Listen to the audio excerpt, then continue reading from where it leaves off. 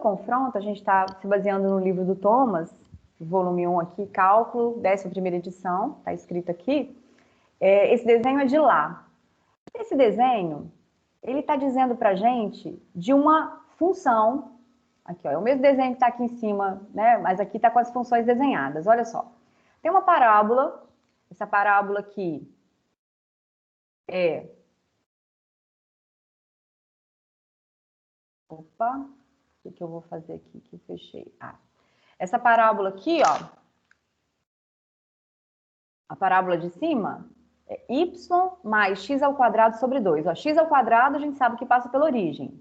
X ao quadrado sobre 2 vai passar pela origem também. A gente está deslocando 1, então ela passa pelo ponto 1 aqui, ó. Esse ponto aqui é o ponto 1. Então, a hora que nós viemos aqui, esboçou essa parábola preta aqui voltada para cima. Tem uma outra parábola que também passa pelo 1, que está voltada para baixo, ó. 1 menos x ao quadrado sobre 4. Então, essas duas parábolas aqui, a gente tem condição de fazer o esboço. Essa de baixo tem raiz, a de cima não tem raízes reais, ó. Ela está voltada para cima, indo para mais infinito aqui, não corta o eixo x. Essa aqui vai cortar, mas as raízes não são importantes nesse esboço, ó. A gente está bem perto do zero aqui, nem pegou as raízes aqui, tá? Então, que seriam 2 e menos 2, tá? As raízes não são relevantes. Mas imagine que a gente tem uma função aqui, essa função y igual a u de x, esse desenho azul aqui, ó, essa função aqui, ó, y igual a u de x.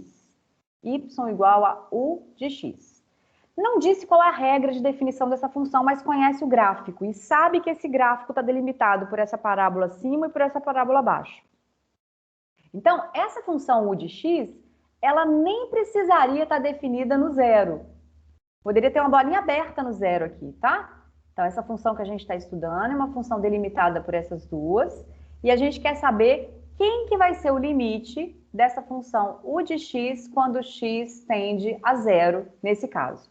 Então, à medida que a gente está aproximando de zero, não escolheu o lado. Então, é o limite bilateral. Está aproximando de zero dos dois lados.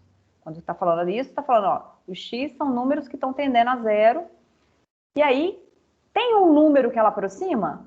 Graficamente, a gente está percebendo que tem, ó. Por quê? Porque a função de cima está aproximando de 1. Ela é uma função que a gente conhece, é uma parábola bem comportada. Então, à medida que aproxima de zero, essa função de cima aqui, essa parábola aqui, ó, 0 sobre 2 aqui, eu não estou substituindo no ponto, tá? Estudando o comportamento, um número bem perto de zero, que vai dizer que isso aqui vai aproximar de 1. Então, o limite dessa função de cima vai ser 1. O limite da função de baixo também é 1, porque esse menos x ao quadrado sobre 4 vai tender a zero. Então, vai ficar 1 menos 0, isso vai tender a 1. Então, tanto a de cima quanto a de baixo tendem a 1. E a função do meio, que é essa que a gente está estudando, o de x, essa função azul, ela, então, vai tender a 1. Isso é o teorema do confronto. O teorema do confronto, ele afirma isso pra gente, olha. Se a gente vier aqui e estudar, cadê o enunciado dele? Está no lugar acima. Então, ó, se a gente vier aqui e estudar uma função, ó, estamos estudando essa função aqui, ó. Tem um igual aqui no lugar.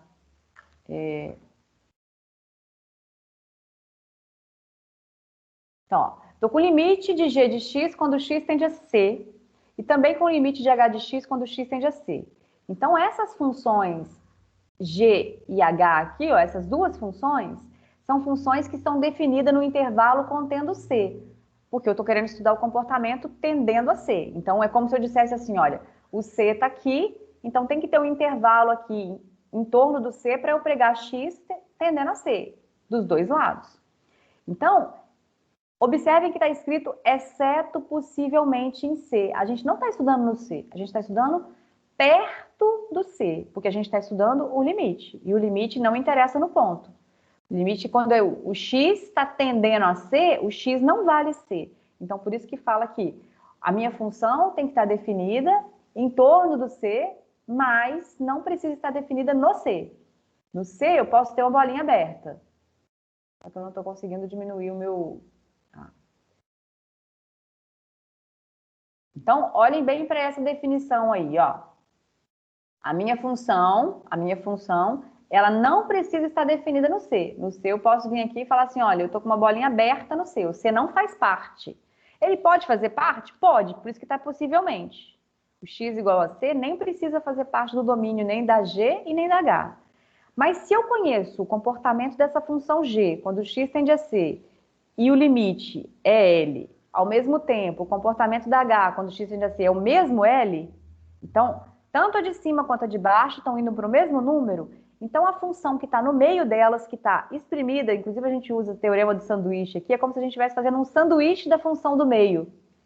A função do meio aqui é como se fosse o recheio, vamos dizer assim, tá? Então aqui, ó, a gente pensando graficamente, a gente tem uma função, ó, vou desenhar aqui, ó. A gente tem uma função aqui, ó, h em cima, essa função h é a função de cima, a função g é de baixo, a função f está no meio. A função f pode subir, descer, ter um comportamento, mas ela tem que estar delimitada por essas duas. Então, qual é a base central do teorema do confronto? É que a gente tem que ter uma desigualdade assim, ó. Graficamente, a minha função f tem que estar exprimida pela função g abaixo, a função h acima e a função f no meio. Se a gente conhecer o limite da função superior, aproximando de L, quando tende a C, e o da inferior também, então aqui está no meio, não tem alternativa, tem que aproximar do mesmo número.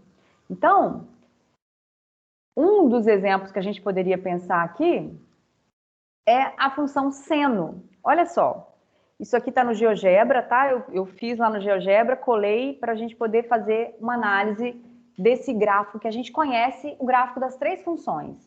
Então, ó, a minha função superior azul aqui, ó, essa função azul aqui é a função y igual a módulo de x. Quando eu multipliquei esse gráfico por menos 1, eu estou obtendo esse gráfico vermelho aqui embaixo, então eu estou trocando o sinal de todo mundo, ficou o oposto daquela função módulo de x, é a módulo de menos x. A função seno de x é essa função verde, delimitada pelas duas, ó, ela está abaixo aqui. Se a gente colocar um zoom bem grande aqui, você vai ver que ela fica acima aqui e abaixo aqui, ó. Então, ela está compreendida entre as funções módulo de x e a menos módulo. Então, a minha função seno de x, e isso é verdadeiro, nesse caso aqui, para quaisquer valores que a gente pegar. Não é só em torno, não. Inclusive no zero, tá, gente? Ó, aqui eu tenho menos módulo de x, a vermelha de baixo, a módulo de x, a azul de cima. A função seno satisfaz isso aqui para todo x real. Então, inclusive, em torno do zero, que vai ser onde a gente vai estudar. Então, essa função módulo de x, quando x tende a zero, olha, ela passa pela origem. Essa função aqui são duas semi-retas, né? Ó. A função módulo de x é a reta y igual a x aqui. Função módulo de x aqui, ó, é a função y igual a x para maiores que zero. E é a y menos x para menores que zero. Então, quando aproxima de zero, está indo para zero. Pela direita e pela esquerda, os dois. Então, quem que é o módulo quando tende a zero? Quem que é o limite? Vou escrever melhor, tá? Deixa eu só... Então, ó, vou arrastar aqui um pouquinho. Então, quem seria o limite de módulo de x quando x tende a zero? Então, esse limite aqui dá zero. O comportamento dessa função azul aqui aproxima de zero à medida que x tende a zero. A função vermelha, se eu estudar a função vermelha, eu vou ver que o limite de módulo de menos x, mentira, menos módulo de x faz diferença, tá, gente? Módulo de menos x é a mesma coisa que módulo de x. Se eu coloquei o sinal dentro, isso aqui é verdadeiro aqui, ó. Agora eu coloquei o menos lá de fora. Então, a função módulo tem imagem só positiva. Quando eu multipliquei por menos 1, a imagem dela ficou só negativa. Ó, o conjunto imagem aqui, ó. Só aproveitando para a gente relembrar isso, ó. O conjunto imagem dessa função vermelha aqui embaixo. A função azul tem o conjunto imagem lá em cima, tá? Então, aqui é menos módulo de x. Eu tinha falado errado, estava escrevendo certo. Então, aqui, ó, quando eu estudo aqui o comportamento dessa função vermelha, à medida que aproxima de zero, esse limite aqui, eu vou ver que ele também vai dar zero. Esse limite é igual a zero. Então, a gente está com as hipóteses do teorema do confronto. Ó, o limite da função superior dá zero, o limite da função inferior dá zero. A função que eu quero estudar é a função seno. Então, quando eu conseguir essa desigualdade, que a função que eu quero estudar está compreendida entre essas duas, que nós conhecemos o limite, eu posso concluir quanto que vai valer o limite da função seno. Então, o que eu estou usando nessa implicação aqui? Ó? Eu estou usando esse caso aqui, que eu vou chamar de 2 asterisco, e estou usando essa desigualdade aqui, que eu vou chamar de asterisco. Ó. Então, essa desigualdade aqui é fundamental, é a primeira condição que a gente teve satisfeita lá do teorema, do confronto, e a outra condição é a condição de os dois limites, tanto da função superior quanto da inferior, são conhecidos e vale o mesmo resultado. Então, a função que está no meio delas tem que ter o mesmo limite, não tem alternativa. Se o de cima dá 0 e da de baixo dá 0, e ela está entre as duas, então o limite da função seno de x, quando x tende a 0, esse limite também é 0. Então, isso aqui é baseado no teorema do confronto.